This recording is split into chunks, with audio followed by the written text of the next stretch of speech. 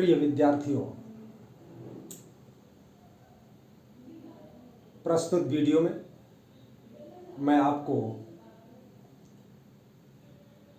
Verb के बारे में पढ़ाऊंगा। बच्चों, वर्ब्स आर थ्री काइंड्स। क्रियाएं तीन प्रकार की होती हैं। नंबर वन, ट्रांजिटिव वर्ब अर्थात सकर्मक क्रिया। नंबर टू, इंट्रांजिटिव वर्ब अर्थात अकर्मक क्रिया। Number three, verb of incomplete predication means अपूर्ण क्रिया। ये तीन प्रकार की क्रियाएं होती हैं। अब first, transitive verb. Transitive verb किसे कहते हैं? डेफिनेशन इस प्रकार से है, a verb that denotes an action which passes over from the subject to an object is called transitive verb. अर्थात सकर्मक क्रिया वह क्रिया होती है जिसमें वर्ब का किसी न किसी ऑब्जेक्ट से संबंध होता है। और for example, Radha writes a letter, he reads the book, she teaches us English, Mohit bought his books. बच्चों, राधा राइट्स लेटर ऑब्जेक्ट को निकालने के लिए एक सरल तरीका है, और वो यह है कि वर्ब में क्या और किसको लगाइए। वर्ब में क्या और किसको लगाइए। कैसे? राधा क्या लिखती है तो ऑब्जेक्ट निकल के आएगा ए लेटर। वह क्या पढ़ता है? द बुक, उत्तर आ गया बुक, ऑब्जेक्ट है। शी टीचेज अस इंग्लिश, वह हमको अंग्रेजी पढ़ाती है, तो वह हमको क्या पढ़ाती है? इंग्लिश। बच्चों, किसी किसी सेंटेंस में डबल ऑब्जेक्ट होता है, और वो ऑब्जेक्ट एक होता है डायरेक्ट ऑब्जेक्ट और दूसरा होता है इनडायरेक्ट ऑब्जेक्ट। मोस्टली पहले इनडायरेक्ट ऑब्जेक्ट का प्रयोग होता है। ये सेकेंड सेंटेंस में शी टीचेज अस इंग्लिश, इसमें दो ऑब्जेक्ट हैं, अस भी ऑब्जेक्ट है और इंग्लिश भी ऑब्जेक्ट है। अस इनडायरेक्ट ऑब्जेक्ट है, इंग्लिश डायरेक्ट ऑब्जेक्ट है। मोहित बॉट हिज बुक्स, मोहित ने क्या खरीदा? His books. तो क्या लगा करके हम ऑब्जेक्ट निकाल लेते हैं, और किसको लगा के भी निकाल लेते हैं। जैसे मैंने यहां पर बताया कि सी टीचेज अस इंग्लिश, वह हमको क्या पढ़ाती है? इंग्लिश। ये हो गया डायरेक्ट ऑब्जेक्ट। और अगर हम ये कहें कि वह इंग्लिश किसको पढ़ाती है तो हो गया अस, हमको। तो ये सरल विधि है ऑब्जेक्ट को निकालने का, कि क्या या किसको लगाइएगा सेंटेंस में तो ऑब्जेक्ट आ जाए। सब्जेक्ट और वर्ब के साथ में क्या और किसको लगा दीजिएगा तो ऑब्जेक्ट आ जाता है। तो जिन वर्ब्स के साथ ऑब्जेक्ट आता है वह वर्ब सकर्मक क्रिया कहलाते हैं, अर्थात ट्रांजिटिव वर्ब कहलाते हैं। तो मैं समझता हूं कि अच्छी तरीके से समझ में आ गया होगा। फिर से एक बार देखें, ट्रांजिटिव वर्ब किसे कहते हैं? A verb that denotes an action which passes over from the subject to an object is called transitive verb. समझ में आ गया? जो क्रिया ऑब्जेक्ट के साथ प्रयोग होती है वह क्रिया ट्रांजिटिव वर्ब कहलाती है, सकर्मक क्रिया कहलाती है। For example, Radha writes a letter, he reads the book, she teaches us English, Mohit bought his books. Now second, intransitive verb, अकर्मक क्रिया। Definition, a verb that has no object is called intransitive verb. वह क्रिया जिसमें object न हो, कर्म न हो, वह क्रिया अकर्मक क्रिया होती है। For example, she sat down. अब इसमें क्या और किसको लगाइए, आंसर नहीं मिलेगा। सी सेट डाउन, वह बैठ गई। He goes to school daily, क्या और किसको लगाने से कोई उत्तर नहीं मिलेगा। The sun rises in the east, क्या और किसको लगाइए, कोई उत्तर नहीं।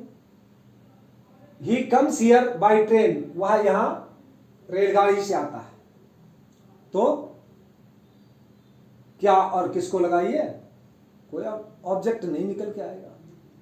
तो it is very simple to find out the transitive verb और the intransitive verb, and you can easily understand the difference between transitive verb and intransitive verb.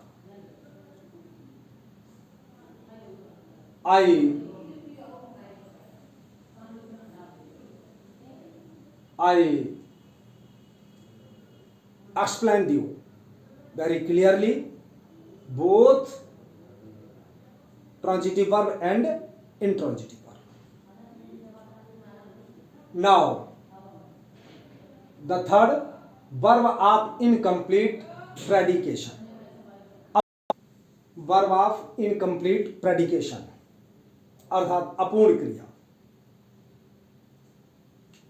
Definition, a verb does not give full sense is called verb of incomplete predication. अर्थात जो verb भाव को प्रकट न कर सके वह verb incomplete प्रेडिकेशन कहलाती है। जो verb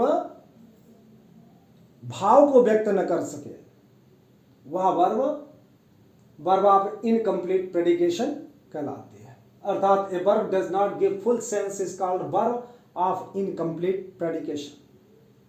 for example, Ram is a good boy, he looks happy, I made him a captain, sugar taste sweet. ये वर्ब जो है इज को ये इनकम्प्लीट है और इसको कंप्लीट करने के लिए ये बॉय का प्रयोग किया है। लुक्स इनकम्प्लीट वर्ब है, इसको इनकम्प्लीट प्रेडिकेशन करने के लिए हैप्पी का प्रयोग किया है। I made him a captain, इसका भाव he made him a captain का प्रयोग किया है। Sugar taste sweet, taste verb जो है उसका भाव व्यक्त करने के लिए स्वीट का प्रयोग किया है। तो जो वर्ब भाव को व्यक्त नहीं कर पाते हैं और उनके भाव को व्यक्त करने के लिए अन्य शब्द का प्रयोग किया जाता है, वह वर्ब ऑफ इनकम्प्लीट प्रेडिकेशन कहलाते हैं।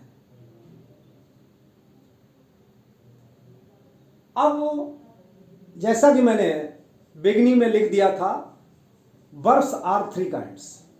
वर्ब्स तीन प्रकार के होते हैं।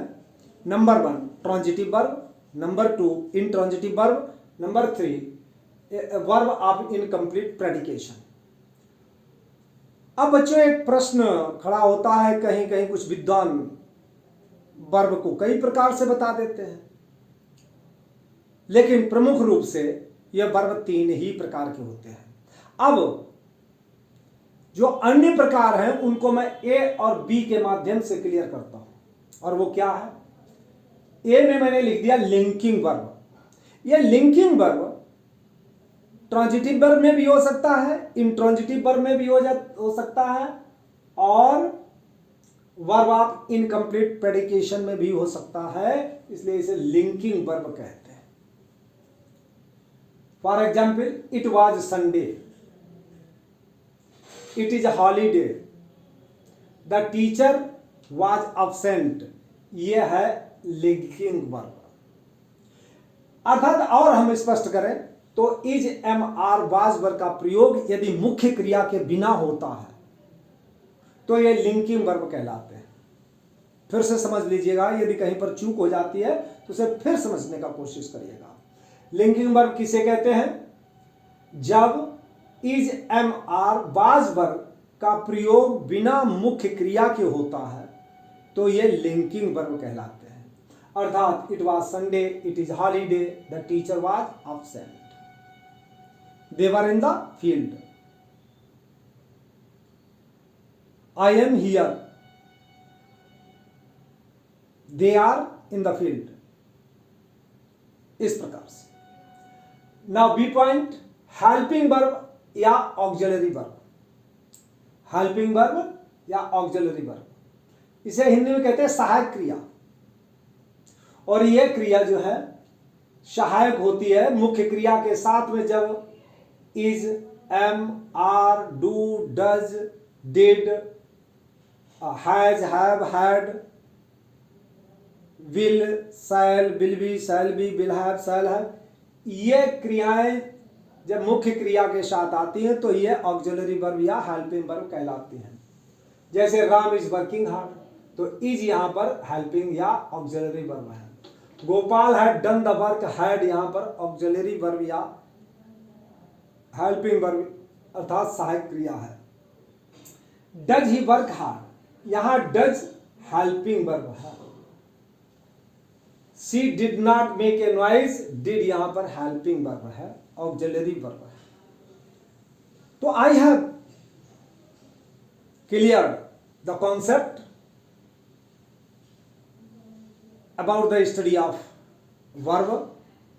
Verb are three kinds.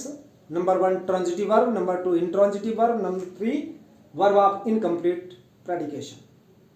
और इनको क्लियर करने के बाद मैंने आपको जो लिंकिंग वर्ब है उसको भी समझा दिया। लिंकिंग वर्ब कौन सा होता है? लिंकिंग वर्ब में मुख्य वर्ब नहीं होता है, अर्थात is, am, are, was verb ये शब्द आते हैं। और example, it was Sunday, it is holiday और the teacher was absent. Helping verb या auxiliary verb, Ram is working hard, is यहां पर वर्किंग हार्ड, वर्किंग मुख्य क्रिया है, उसके साथ इज हेल्पिंग वर्ब है। हैड डन, डन मुख्य क्रिया है और हैड हेल्पिंग वर्ब है। डज हेल्पिंग वर्ब है और वर्क मुख्य क्रिया है। डिड हेल्पिंग या ऑक्सिलरी वर्ब है और मेक मुख्य क्रिया है। In this way, I taught you about the verbs and hope that